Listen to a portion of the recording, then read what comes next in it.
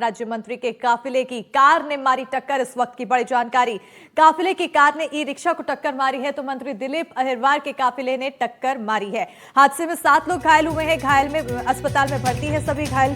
तो वहीं दशहरा मिलन समारोह से लौट रहे थे सभी। बसंतपुर तिराहे के पास हादसा हुआ है, जांच जारी है। इस वक्त की बड़ी जानकारी आपको छतरपुर से बता रहे हैं। तस्वीरें आपको दिखा रहे हैं जहां पर जो इस हादसे में घायल हुए हैं उन्हें अस्पताल में भर्ती कराया गया है और कई लोग गंभीर घायल बताए जा रहे हैं। राज्य मंत्री के काफिले की कार ने टक्कर मारी, ई रिक्शा को टक्कर मारी तो मंत्री दिलीप अहिरवार के काफिले ने ये टक्कर मारी है। हादसे में 7 लोगों के घायल होने की जानकारी सामने आई है। अस्पताल में भर्ती कराया गया है। दशहरा मिलन समारोह से लौट रहे थे ये सभी तो बसंतपुर तिराहे के पास हादसा हुआ। फिलहाल जांच जारी।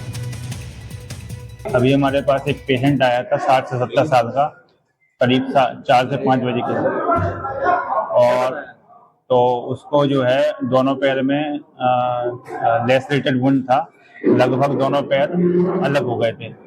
तो उसको हमने भर्ती किया है अभी उसको, और उसका बीपी वगैरह भी कम ही आ रहा था और उसकी हालत वैसे तो स्टेबल थी, बाकी उसके पैर काफ़ी डैमेज हो चुके थे और बताया जा रहा है कि उसका एक्सीडेंट जो हुआ था ई रिक्शा का जीप से टकरा गई थी। तो इसके बाद फिर वो लोग बाहर ले गए हैं आईआर सेंटर पे। और इसी पर ज्यादा जानकारी के साथ सहयोगी अरविंद कुमार तिवारी फोन लाइन पर जुड़ चुके हैं। अरविंद, क्या कुछ डिटेल इस पूरे हादसे पर? मैं आपको बता दूं कि ये दिलीप अहिरवार अपने क्षेत्र में दशहरा मिलन के लिए गए हुए थे।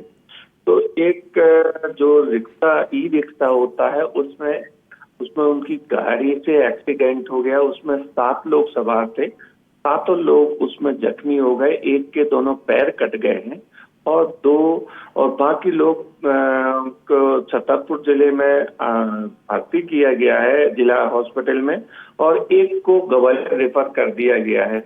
अब देखना ये होगा कि इसमें आगे क्या स्थिति बनती है, पुलिस जांच करती है या नहीं, या उनके खिलाफ जो गरीब व्यक्ति है जो जिनका एक्सीडेंट हुआ है उनको कुछ मिल पाता है। हालांकि उनसे मेरी बात भी हुई है तो उनका कहना ये है कि अभी तक ना तो मंत्री ने और ना प्रशासन ने हमसे किसी प्रकार का कोई संपर्क नहीं किया है। जी तो कहीं ना कहीं ये भी देखने वाली बात बन रही है कि इतना बड़ा हादसा हुआ और 7 लोग घायल हुए और किसी भी जनप्रतिनिधि या मंत्री की तरफ से अब तक संपर्क नहीं किया गया, ये हैरान करता है। बहरहाल बहुत शुक्रिया अरविंद तमाम जानकारी देने के लिए।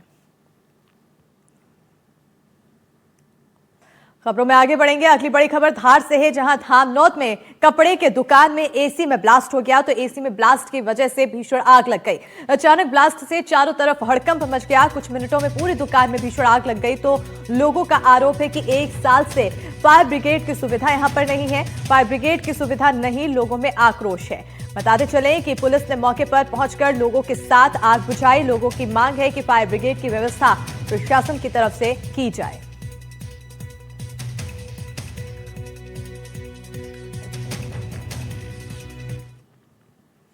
और अब उज्जैन से बड़ी खबर है, जहां किसानों से ठगी के 3 आरोपी गिरफ्तार किए गए हैं। 75 किसानों से की थी 5 करोड़ की ठगी। आरोपियों को आज कोर्ट में पेश किया जाएगा तो ऊंचे दाम का लालच देकर खरीदी थी सोयाबीन। बाद में आरोपियों ने नहीं दिया किसानों का पैसा। पुलिस ने आरोपियों के 2 प्लॉट जब्त किए हैं। ठगों से एक पिकअप वाहन भी जब्त किया गया है। बड़ी जानकारी आपको उज्जैन से दे रहे हैं, जहां किसानों से ठगी के 3 आरोपियों को गिरफ्तार किया गया। आरोपी ने कई सारे किसानों से जो कि उल्हेल, नागदा, खाचरोच से संबंधित हैं, उनको ऊंची दाम पे फसल खरीद कर और उसको बेच के मुनाफा देने का प्रलोभन दिया और इस तरीके से एक बड़ा रैकेट चला रहे थे, जिसमें कि उन्होंने लगभग 61 से लेकर 70 किसानों से अनाज खरीदे और इसमें कुल औसतन 5 करोड़ रुपए इकट्ठा किए। और इन तीनों ही आरोपियों को राउंड अप किया गया पुलिस द्वारा 318(4), 316(2), 316(5), 303(5) की धाराओं में, और इसमें आगे की न्यायोचित कार्रवाई की जा रही है।